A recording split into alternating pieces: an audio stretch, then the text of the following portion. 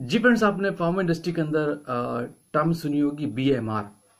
तो बेसिकली ये बीएमआर क्या है, किस किस्म का डॉक्यूमेंट है और फार्मा इंडस्ट्री में इसकी इम्पोर्टेंस क्या है, क्यों इतनी ज़्यादा इम्पोर्टेंस है। दूसरा, इसको एग्जीक्यूट किस तरह करते हैं, कौन कौन से लेवल है, कौन कौन से स्टेप से ये प्रोटोकॉल, ये डॉक्यूमेंट गुजरता है और कौन लोग इनमें इन्वॉल्व होते हैं।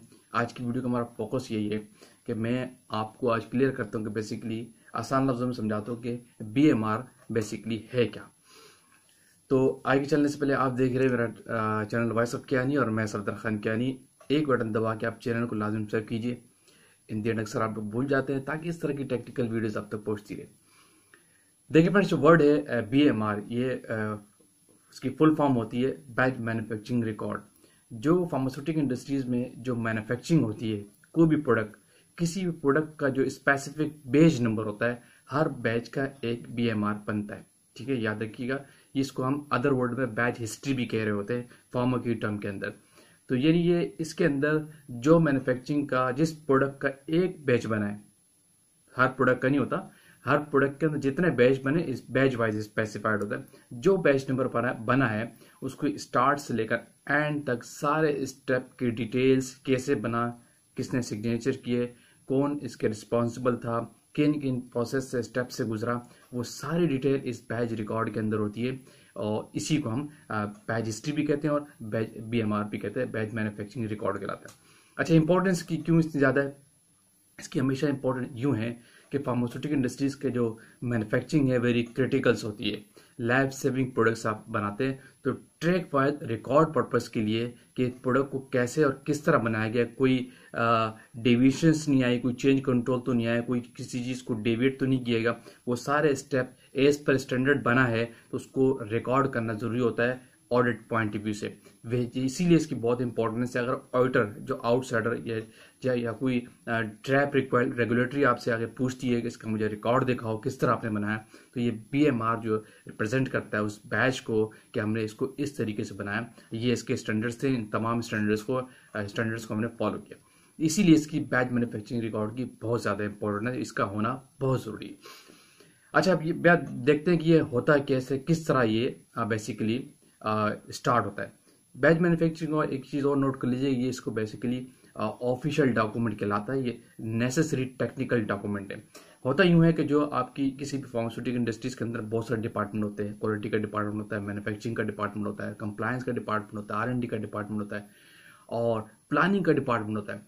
तो इसका बताना इसलिए जरूरी है कि ये पता चले कि आपको बैच मैन्युफैक्चरिंग रिकॉर्ड इशू कैसे होता है। अब उस तरफ हम जा रहे हैं। जो बैच मैन्युफैक्चरिंग रिकॉर्ड है, बेसिकली जब प्लानिंग का जो डिपार्टमेंट होता है वो कंपनी के प्लान प्रोडक्शन डिपार्टमेंट को डिमांड्स बताता है कि मार्केट में हमें इसकी रिक्वायरमेंट है।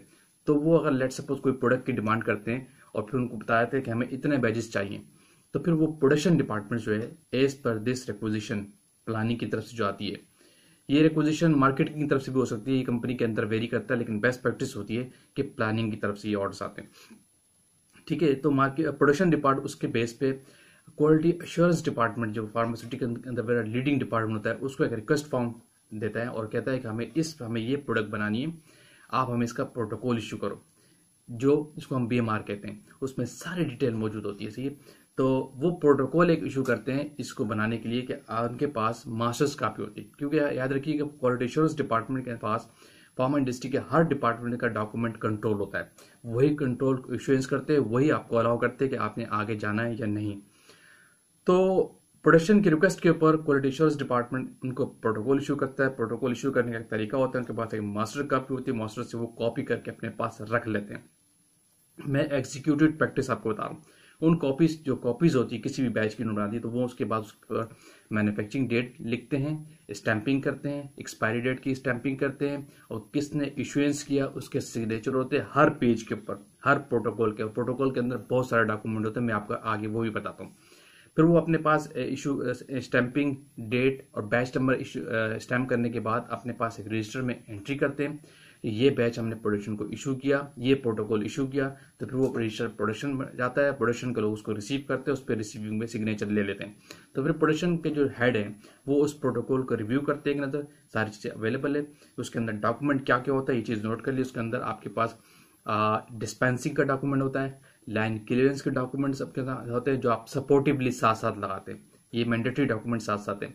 और लेट सपोज एग्जांपल हम ले लेते हैं, हम बनाने जा रहे हैं ग्रेन्यूल्स, किसी भी टैबलेट को बनाने जा रहे हैं, तो उसके टैबलेट के डिफरेंट स्टेजेस होते हैं। ग्रेनुलेशन डिपार्टमेंट होता है, कंप्रेशन डिपार्टमेंट होता है, कोटेड डिपार्टमेंट होता है, ब्लिस्टर डिपार्टमेंट होता है, फिर उसके बाद पैकिंग डिपार्टमेंट है। तो हर डिपार्टमेंट के अलग अलग फॉर्मेट, हर अलग अलग प्रोटोकॉल होता है, रिक्वायरमेंट्स, नीड्स, डॉक्यूमेंट्स होते हैं, तो वो उस BMR उस प्रोटोकॉल के अंदर अटैच होते हैं। ये सारे वो प्रोडक्शन डिपार्टमेंट चेक करता है, रिव्यू करता है और फिर उसको गो हेड देता है। फिर सबसे पहले ये प्रोटोकॉल जो है डिफरेंट स्टेज से गुजरता हो जाता है। आप यहाँ पे सारे लोग इन्वॉल्व होना शुरू हो जाते हैं। इसमें प्रोडक्शन के लोग इन्वॉल्व होंगे, क्वालिटी एश्योरेंस, QC, डिस्पैच, सब लोग इसमें इन्वॉल्व हो जाते हैं, डिस्पेंसिंग के लोग साथ साथ। होता क्या है, अब सबसे पहले ये डॉक्यूमेंट इशू क्वालिटी एश्योरेंस से इशू होने के बाद प्रोडक्शन के बाद जाए, प्रोडक्शन सबसे पहले इसको वेयर हाउस में भेजता है जहाँ पे डिस्पेंसिंग होती है। उसमें नंबर ऑफ लिस्ट मेंशन होती है उस प्रोडक्ट की, उस बैच जो बनाने जा रहे हैं कि इस प्रोडक्ट के अंदर ये रॉ मटेरियल्स, ये इंग्रेडिएंट्स होते हैं।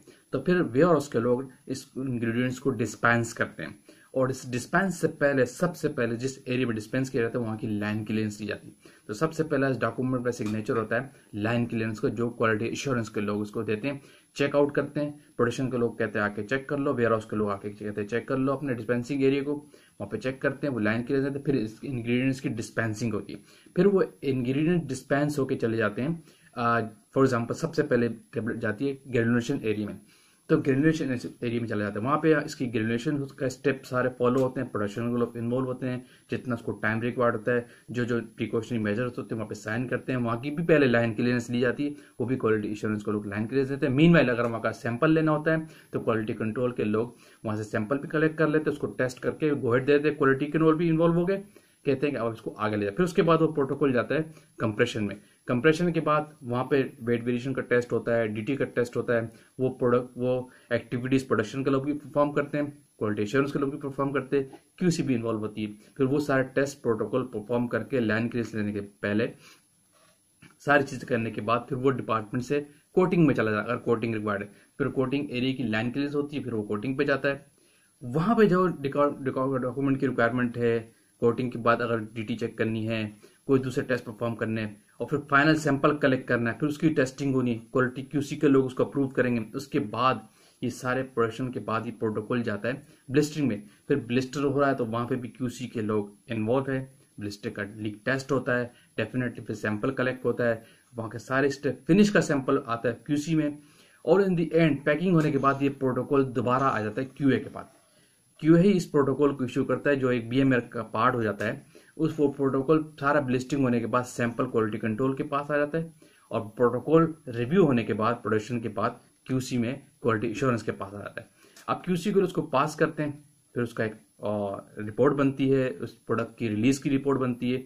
वो रिलीज टैग, वो डिस्पेंसिंग टैग, वो सारे टैग उस प्रोटोकॉल के बाद उस प्रोटोकॉल में स्टेप बाय स्टेप पे कनेक्ट होते हैं। सारा सपोर्टिंग डॉक्यूमेंट्स जो QC का टेस्टिंग का डॉक्यूमेंट है वो भी इस BMR के साथ कनेक्ट हो जाता है। इसके बाद फिर क्वालिटी एश्योरेंस के लोग इसकी रिकंसाइलेशन करते हैं, इसको चेक करते हैं, ईल्ड कितने % आई, मीन्स ये सारी डिटेल उस BMR के अंदर मौजूद होती है। स्टेप बाय स्टेप सारे प्रोटोकॉल से BMR गुजर के जाता है, और जब उसकी रिकंसाइलेशन होती है, ईल्ड होती है, उससे पहले डेफिनेटली फिर वो जो प्रोटोकॉल रिव्यू होने के बाद, बैच रिकॉर्ड BMR रिव्यू होने के बाद, जिसको हम बैच हिस्ट्री भी कहते हैं, रिव्यू होने के बाद प्रोडक्ट डिस्पैच से बाहर मार्केटिंग में डिस्पैच हो जाती है, थ्रू सॉफ्टवेयर होगा या जो मैनुअल होगा, जो भी आपकी कंपनी में सिस्टम एग्जिस्ट करता है।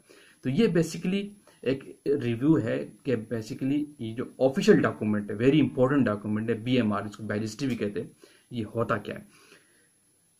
आई होप कि आपको एक कंसेप्ट मिल गया होगा कि बेसिकली जो न्यू कमर्स होते हैं इंडस्ट्री के अंदर उसके लिए बेनिफिशियल है, और जो लोग काम कर रहे हैं उनको भी पता हो कि बेसिकली ये प्रोटोकॉल गुजर तक किस स्टेप से, क्यों उनके लिए भी जरूरी जो काम कर रहे हैं, क्योंकि कुछ लोग सिर्फ एक खास एरिया में काम कर रहे होते हैं। तो इस प्रोटोकॉल के पूरे स्टेप बाय स्टेप प्रोसेस का भी उनको पता होना चाहिए कि ये प्रोटोकॉल बेसिकली गुजर तक कहाँ से होकर हमारे पास आता है। यानी क्वालिटी एश्योरेंस इश्यू करता है और फाइनल होने के बाद भी क्वालिटी एश्योरेंस के पास आता है, रिकंसाइलेशन के बाद प्रोडक्ट मार्केट में जाती है। आज की वीडियो हमारा फोकस था, जिसको मैंने आसान लफ्ज़ में आपको समझाया। मे भी आपको कॉन्सेप्ट क्लियर होगा, तो डेफिनेटली अगर वीडियो आपने लाइक की तो शेयर कीजिए, कमेंट्स कीजिए, और जो लोग चैनल पर न्यू है उनसे अगेन रिक्वेस्ट कि लाजमी चैनल को सब्सक्राइब कीजिए ताकि इस तरह की टेक्निकल वीडियोस आप तक पहुंचती रहे। Thank you for watching. अल्लाह हाफिज़।